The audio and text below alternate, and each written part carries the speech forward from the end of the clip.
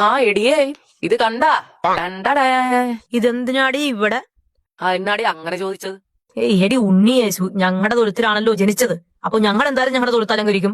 അപ്പൊ പിന്നെ നിനക്കും ഞങ്ങളുടെ കൂടെ കൂടിയാ പോരെ? എന്തോ എങ്ങനെ? എടി ഉണ്ണിയേശു ഞങ്ങളുടെ തൊഴുത്തിലാണ് പിറന്നത്. നീ ആ പാട്ട് കേട്ടിട്ടില്ലേ? കാലിത്തൊഴുത്തിൽ പിറന്നവനേ. കേട്ടിട്ടില്ലേ? കാലി എന്ന് വെച്ചാൽ പശു. അപ്പോ കാലിത്തൊഴുത്ത് വെച്ചാൽ പശുവിന്റെ തൊഴുത്ത്. അവള് പുതിയ കഥയായിട്ട് വന്നേക്കും. അവളുടെ തൊഴുത്താണ് പോലും. ഒന്ന് പോടി എന്ന്. ബദ്രഹേമിൽ എവിടെയാടി പശു? ബദ്ലഹേമില് പശു ഉണ്ട്, മിൽമായും ഉണ്ട്. നിനക്ക് സംശയം ഉണ്ടാ? ഇടേ ഉണ്ണിയേശു ആട്ടിടയനായിരുന്നു, അല്ലാതെ പശുവിന്റെ ഇടയനല്ല. പിന്നെ എങ്ങനാടി നിങ്ങളുടെ തൊഴുത്തിൽ വന്ന് ജനിക്കുന്നത്?